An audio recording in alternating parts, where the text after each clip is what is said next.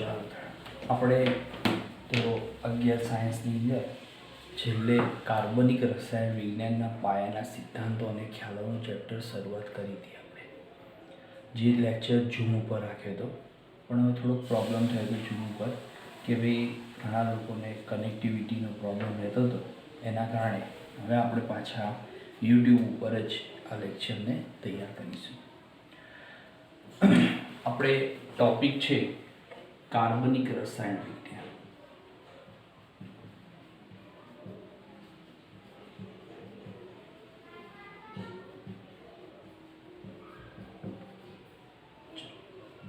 તો અહીંયા આપણે રસાયણ વિજ્ઞાનમાં તો 3 મુખ્ય ભાગનો અભ્યાસ કરીએ છીએ, બરાબર.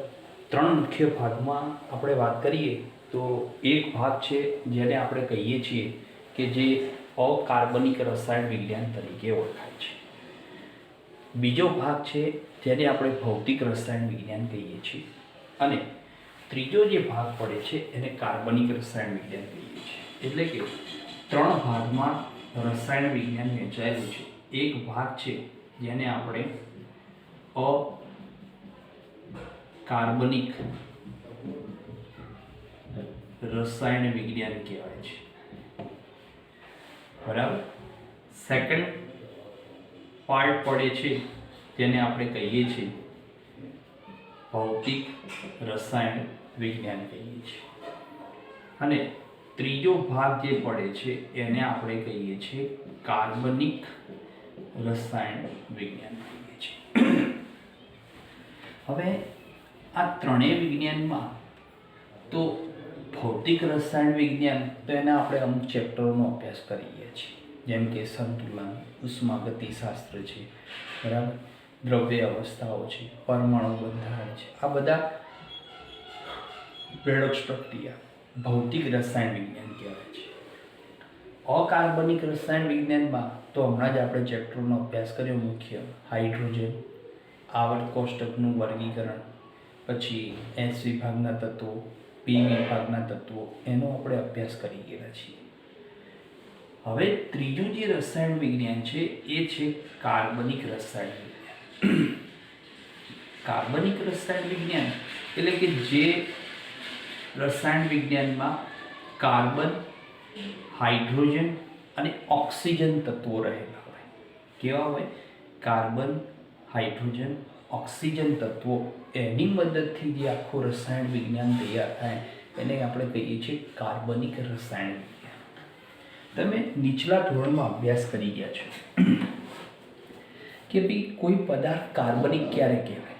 ઓર્ગેનિક આપણે શબ્દ વાપરીએ છીએ કે જે પદાર્થનું દહન કરવામાં આવે, અને એના અંતે જો અવશેષ રૂપે કાળો પદાર્થ અથવા રાખ, એટલે રખ્યા જેને આપણે કહીએ છીએ, તો કાળો પદાર્થ અથવા રાખ વધે છે તો એ પદાર્થને આપણે કાર્બનિક પદાર્થ કહીએ છીએ. તો અહીંયા કાર્બનિક પદાર્થો ઘણા બધા છે. સૌથી વધુ માત્રામાં તો એવું કહેવાય છે કે કાર્બન પરમાણુ ધરાવતા અથવા કાર્બન તત્વ ધરાવતા સૌથી વધુ માત્રામાં કુદરતમાંથી આપણને સંયોજનો અથવા પદાર્થો મળે છે. જેમ કે આપણે વાત કરીએ કે ભાઈ આપણે ખાવામાં વપરાતા પદાર્થો જેમ કે કાર્બોહાઈડ્રેટ્સ તરીકે ઓળખીએ છીએ, બરાબર. કાર્બોહાઈડ્રેટ્સ તો એની અંદર ઘણા બધા પદાર્થો છે, બરાબર. કયા કયા પદાર્થો આવે? તો glucose, fructose, maltose, galactose, lactose, alpha amylose, amylopectin, cellulose, cellobiose, બરાબર, સ્ટાર્ચ. આ બધા પદાર્થો કેવા છે? આ બધા કે જેને આપણે કાર્બોહાઈડ્રેટ્સ કહીએ છીએ, કે જેના બંધારણમાં કાર્બન પરમાણુ મેઇન છે. હાઇડ્રોજન તો હોય છે, ઓક્સિજન હોય છે, પણ કાર્બન પરમાણુ મેઇન છે, એટલે એને કાર્બન પરમાણુ ધરાવતા કાર્બનિક સંયોજનો તરીકે ઓળખી છે. બીજો છે પ્રોટીન, બરાબર. ત્રીજું આવશે વિટામિન્સ, પછી આવશે ચરબી, જેને આપણે લિપિડ તરીકે ઓળખીએ છીએ. બરાબર. એ સિવાય અલગ આખો વિભાગ છે કોલેસ્ટેરોલ, બરાબર, ઉત્સેચકો વગેરે ઘણા બધા જે આપણે કુદરતમાંથી મળે છે. તો પ્રોટીનનો એકમ ઘટક છે એમિનો એસિડ, બરાબર. એમિનો એસિડના બંધારણમાં શું છે? કાર્બન પરમાણુ છે. એની મદદથી પોલીપેપ્ટાઇડ શૃંખલાઓ બને અને એમાંથી પ્રોટીન બનતો, જે તમે 12 સાયન્સમાં ડિટેલમાં મળશો. વિટામિન્સ કોઈ પણ પકડી લો તો દરેક વિટામિન્સની અંદર કાર્બન પરમાણુ મેઇન જોવા મળતો હોય છે, બરાબર. ચરબી એટલે લિપિડ જેને કહીએ છીએ, બરાબર, કે જેના બંધારણમાં સૌથી વધુ કાર્બન પરમાણુ જોડાયેલા હોય છે. કોલેસ્ટેરોલ, એના બંધારણમાં પણ કાર્બન પરમાણુ છે. ઉત્સેચકો, અંતઃસ્રાવો છે, આ બધાના બંધારણમાં કાર્બન પરમાણુ સૌથી વધુ માત્રામાં જોવા મળતો હોય છે. આ સિવાય અન્ય પદાર્થો જેમ કે રંગકો, વિવિધ પ્રકારના રંગકો આપણે વાપરીએ છીએ, પેઇન્ટ્સ, વર્ણકો, બધા ઘણા કહીએ છીએ. પછી વપરાય છે પોલિમર પદાર્થ.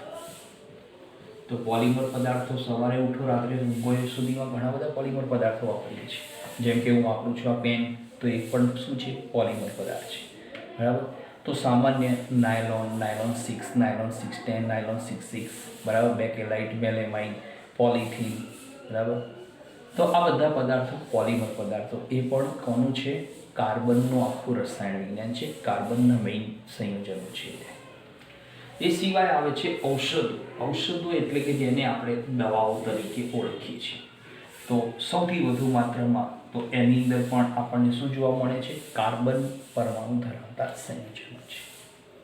એ સિવાય આપણા શરીરમાં જોવા મળતું ડીએનએ, આરએનએનું બંધારણ છે, બરાબર, જે આપણે ભણીશું 12 સાયન્સમાં. એની અંદર પણ કાર્બન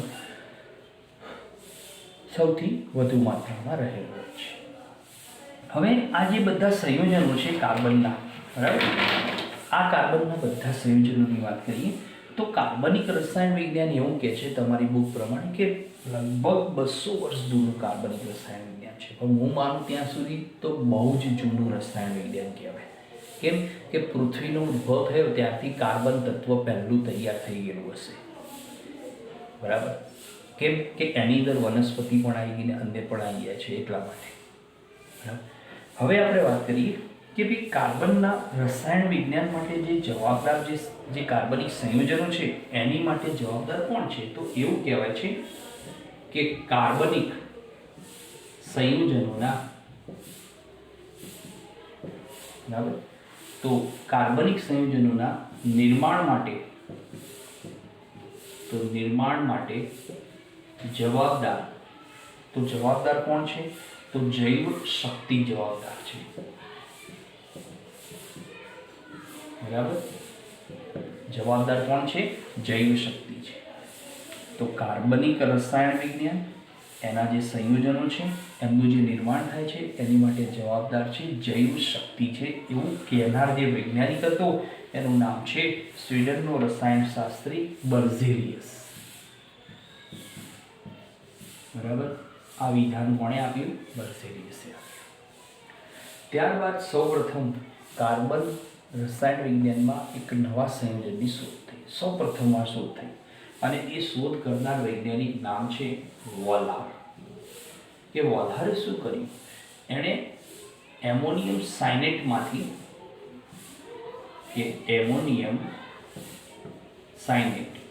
એણે સૌપ્રથમવાર કયું સંયોજન બનાવ્યું છે? યુરિયા નામનો કાર્બનિક પદાર્થ બનાવ્યો. તો એમોનિયમ સાયનેટ એટલે કે NH4Cl, એની ગરમ કરવામાં આવે છે. એમાં પુનઃ ગોઠવણીની પ્રક્રિયા થાય છે, બરાબર. તો પુનઃ ગોઠવણીની પ્રક્રિયા થઈ NH2CO NH2, જેને આપણે યુરિયા કહીએ છીએ. તો એમોનિયમ સાયનેટમાંથી એણે સૌપ્રથમવાર યુરિયા નામનો એક કાર્બનિક પદાર્થ પહેલી વાર બનાવ્યો. ત્યારબાદ ઘણા બધા વૈજ્ઞાનિકો, તો એની અંદર તમને આપ્યું છે કે કોર્બે નામના વૈજ્ઞાનિકે શું કર્યું? એસિટિક એસિડનું સંશ્લેષણ કર્યું છે, બરાબર. કે કોર્બે એણે શું કર્યું? એસેટિક એસિડનું સંશ્લેષણ દ્વારા પ્રાપ્ત કર્યું છે કે એસેટિક એસિડનું સંશ્લેષણ એણે પહેલી વાર મેળવ્યું. ત્યારબાદ બીજો વૈજ્ઞાનિક છે બર્થલોટ. એણે શું કર્યું? મિથેનના સંશ્લેષણનો ઉપયોગ કર્યો છે કે બર્થલોટ એણે શું કર્યું છે? મિથેનનું સંશ્લેષણ કર્યું. આવી રીતે ઘણા બધા વૈજ્ઞાનિકોએ કાર્બનિક પદાર્થો વિશેની માહિતી આપી. તો કુદરત સિવાય પણ ઘણા કાર્બનિક પદાર્થો આપણને મળે છે જે પ્રયોગશાળામાં તૈયાર કરીને ઉત્પાદન કરવામાં આવતું હોય છે. હવે આપણે વાત કરીએ કે ભાઈ આ આખું કાર્બનિક જે રસાયણ વિજ્ઞાન છે, તો એ રસાયણ વિજ્ઞાનમાં મેઇન છે કાર્બન. હવે કાર્બન મેઇન છે એટલે કાર્બન આપણે ભણી ગયા છીએ બે વિભાગના તત્વોમાં કે એ શું ધરાવે છે? ચતુર્થ, બરાબર, ચતુર્થ સંયોજકતા ધરાવે છે. કાર્બન પરમાણુ શું ધરાવે છે? ચતુર્થ સંયોજકતા ધરાવે છે. કે કાર્બનના દરેક પ્રકારના કાર્બનિક સંયોજનો છે એમાં આપણે જાણીએ કે કાર્બન પરમાણુ ક્રમાંક 6 છે. એની આપણે ડાયરેક્ટ ઉત્તેજિત અવસ્થાની ઇલેક્ટ્રોન રચનાની વાત કરીએ તો ઉત્તેજિત અવસ્થાની ઇલેક્ટ્રોન રચના કાર્બનની શું થશે? 1s2, 2s1, 2px1, 2py1 અને 2pz. તો અહીંયા તમે જોઈ શકો કાર્બનની ઉત્તેજિત અવસ્થામાં એની બાહ્યતમ ભ્રમણ કક્ષામાં કેટલા ઇલેક્ટ્રોન છે? 4 ઇલેક્ટ્રોન છે. 4 ઇલેક્ટ્રોન એટલે કાર્બન અન્ય પરમાણુઓ સાથે પોતાના જ પરમાણુઓ સાથે શું બનાવે છે? 4 સહસંયોજક બંધ બનાવે છે. હવે એમાં એવું કહેવાય છે કે તમે ભણી ગયા કે કાર્બન કે જે કેટેનેશનનો ગુણધર્મ ધરાવે છે.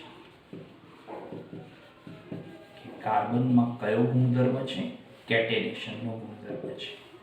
કેટેનેશનનો ગુણધર્મ તમે ડિટેલમાં ભણાવી દીધો મેં તમને કે એ ગુણધર્મમાં શું હતું કે કાર્બન પોતાના પરમાણુ સાથે સિંગલ બોન્ડ, ડબલ બોન્ડ અને ટ્રિપલ બોન્ડ બનાવે છે. બરાબર, કે કાર્બન પોતાના જ પરમાણુ સાથે સિંગલ બોન્ડ, ડબલ બોન્ડ અને ટ્રિપલ બોન્ડથી જોડાયેલો જોવા મળતો હોય છે. એ સિવાય કાર્બન અન્ય પરમાણુ સાથે સિંગલ બોન્ડ, અન્ય પરમાણુ સાથે ડબલ બોન્ડ અને અન્ય પરમાણુ સાથે ટ્રિપલ બોન્ડ પણ પોતે બનાવે છે.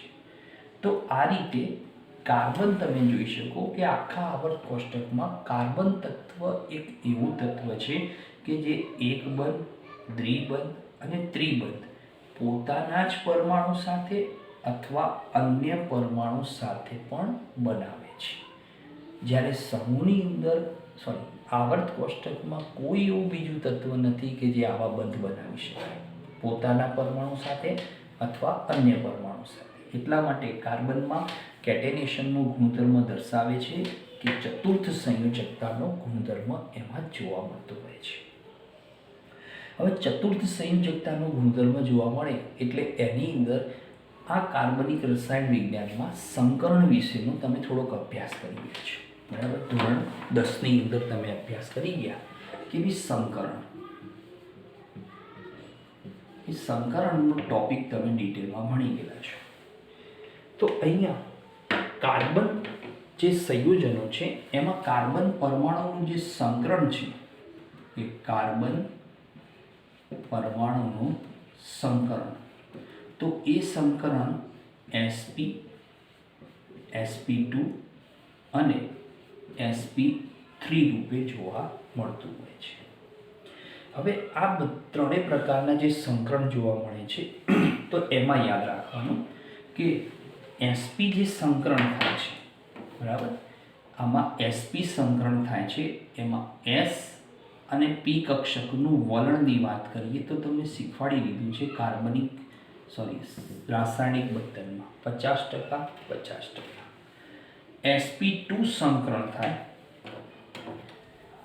તો એની અંદર એસ પરમાણુ કક્ષક અને પી પરમાણુ કક્ષકનું વલણ છે તો એસનું વલણ છે 33%, પીનું વલણ છે 67%. અને sp3 જે સંકરણ થાય છે એમાં એસ અને પી કક્ષકના વલણની વાત કરીએ તો એસનું 25% છે અને પીનું જોવા મળે છે 75% વલણ જોવા મળે છે. તો એનો અર્થ એમ થયો કે કાર્બન એના કાર્બનિક સંયોજનોમાં એના 3 પ્રકારના સંકરણો બનાવે છે. એક sp, sp2 અને sp3 બનાવે છે. એમાં આ રીતનું એસ અને પી કક્ષકનું વલણ જોવા મળે છે. હવે આપણે થોડાક ઉદાહરણો દ્વારા અભ્યાસ કરીએ કે ભાઈ કોઈ કાર્બનિક સંયોજન આપ્યું છે અને એમાં એમ કહેવામાં આવે કે એમાં દર્શાવેલ કાર્બન પરમાણુનું સંકરણ કયા પ્રકારનું છે. તો એના વિશેના આપણે થોડાક ઉદાહરણોનો અભ્યાસ કરીએ. ઉદાહરણ લઈએ છીએ આપણે, ચોપડીમાં તમને આપેલા છે એ સિવાયનું લઈએ આપણે. કે ઉદાહરણ તરીકે કે ભાઈ CH3, CH double bond CH, single bond C, triple bond C, single bond CH3. આ એક ઉદાહરણ મેં લીધું છે. હવે સૌથી પહેલાં તો આ જે ઉદાહરણ છે આ ઉદાહરણમાં આપણે શું કરીશું કે ભાઈ સહસંયોજક બંધ તમે ભણી ગયા. તો સહસંયોજક બંધ બે પ્રકારના હોય. એક સિગ્મા બંધ કહેવાય છે અને બીજો પાય બંધ કહેવાય છે. બરાબર. તો આ જે અણુ દર્શાવ્યો છે એનું આપણે સંતૃપ્ત બંધારણ મૂકીએ. તો સંતૃપ્ત બંધારણ એટલે આ રીતે કે ભાઈ CH3, બરાબર, જોઈ લેજો.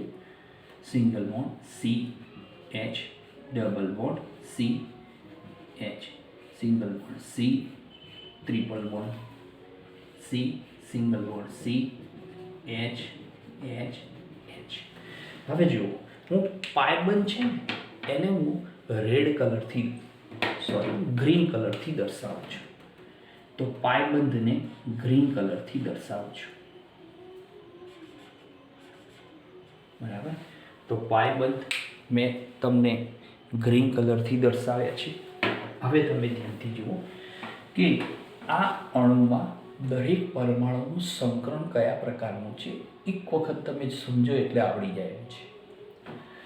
તો યાદ રાખવાનું કે જે કાર્બન પરમાણુ એની આજુબાજુ સિંગલ બોન્ડ ધરાવતો હોય, એક બંધ બનાવતો હોય આજુબાજુના પરમાણુ સાથે, તો એ કાર્બનનું સંકરણ હંમેશા sp3 પ્રકારનું હોય. બરાબર. તો અહીંયા તમે જોઈ શકો કે ભાઈ આ કાર્બન પરમાણુ, ચલો આ કાર્બનનું સંકરણ કયું થશે? sp3 સંકરણ થશે. કેમ sp3 થશે? તો આ કાર્બન પરમાણુ એની આજુબાજુ 4 બંધ છે, પણ ચારે કેવા છે? એક બંધ છે, સિંગલ બોન્ડ છે. એટલા માટે એનું સંકરણ કયા પ્રકારનું થાય છે? sp3 પ્રકાર. પેલી બાજુ બીજો કાર્બન શોધી નાખો કે sp3 વાળો હોય તો પેલી બાજુ છેડા ઉપરનું કાર્બન. આ કાર્બનનું સંકરણ પણ કયા પ્રકારનું જોવા મળે છે? sp3 પ્રકારનું જોવા મળે છે. હવે તમે જુઓ કે આ કાર્બનમાં વચ્ચેના કાર્બન જુઓ. તો આ જે કાર્બન છે, આ 1 અને આ 2, આ બંને કાર્બન પરમાણુ તમે ધ્યાનથી જુઓ. એની આજુબાજુ પોતાના 4 બંધ તો બનાવે છે, પણ એ 4 બંધમાં દરેક કાર્બન શું ધરાવે છે? ડબલ બોન્ડ, દ્વિબંધ બનાવે છે. જેમ કે આ કાર્બન સિંગલ અને ડબલ. એ રીતે આ કાર્બન સિંગલ અને ડબલ બોન્ડ બનાવે છે. તો એનો અર્થ એમ થયો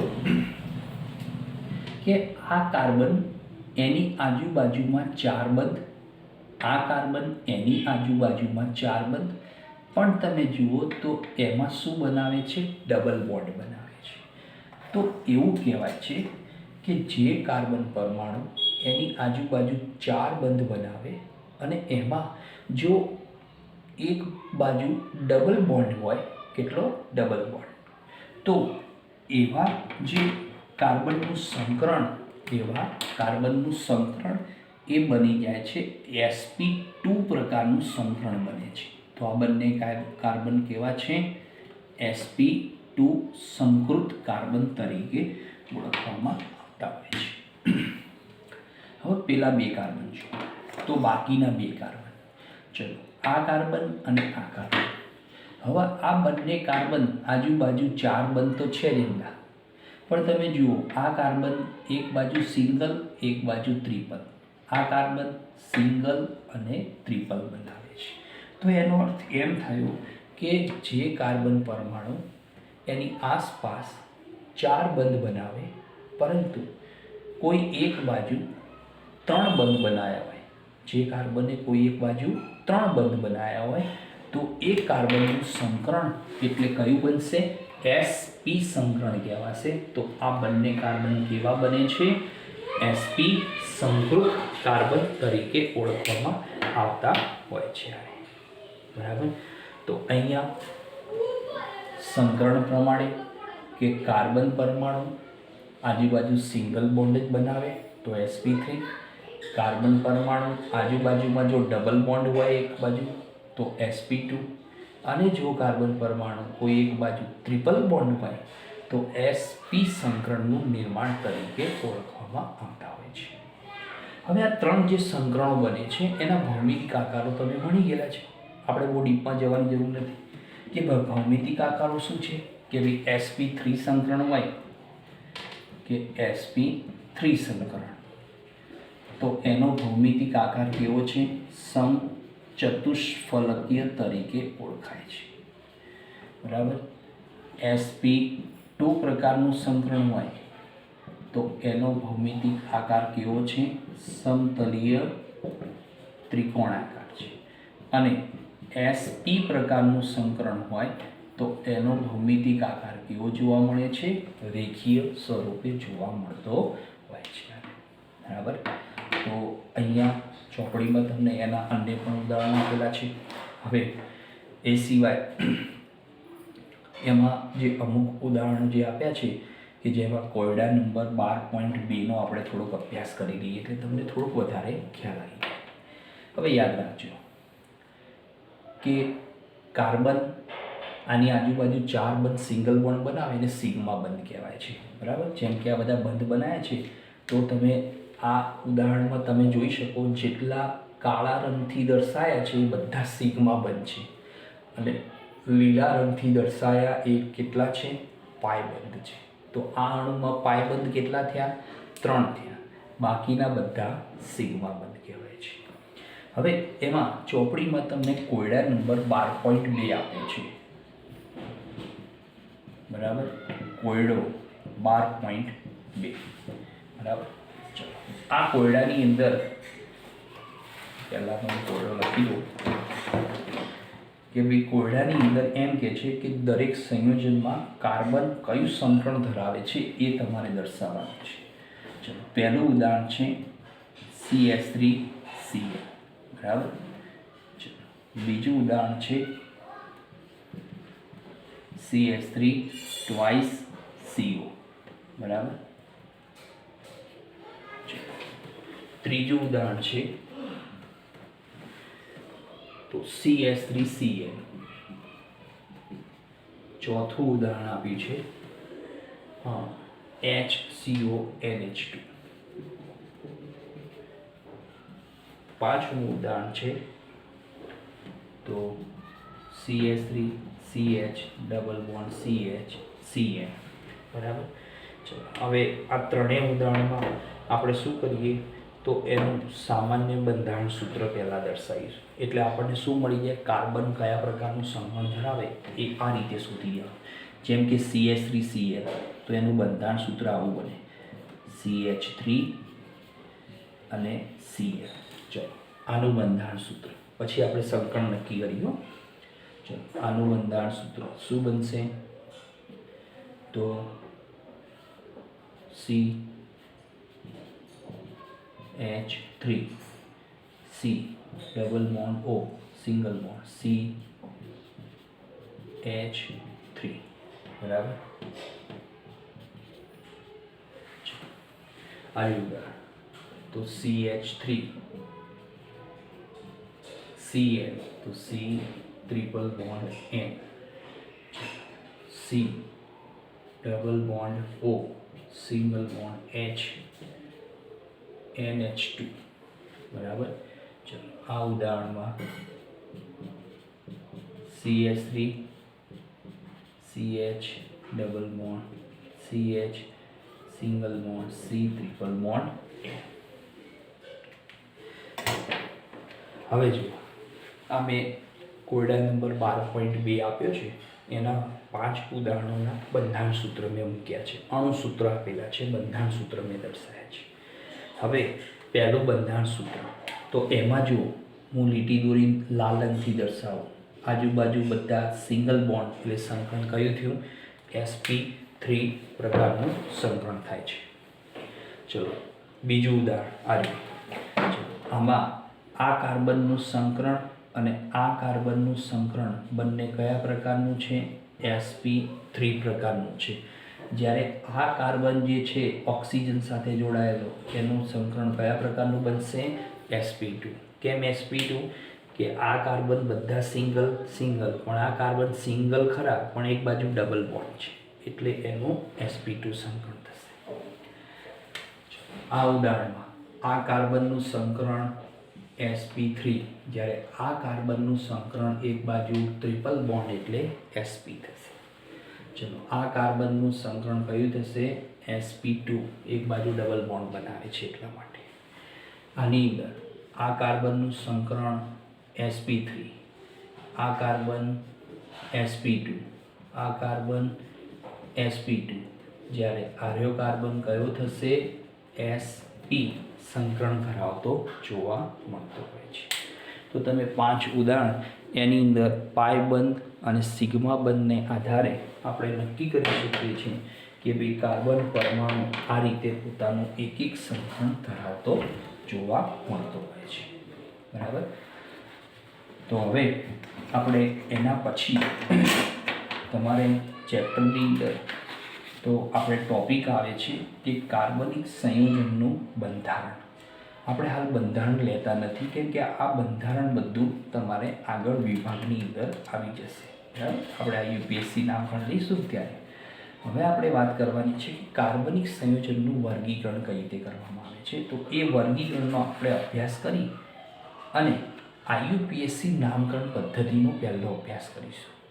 બરાબર.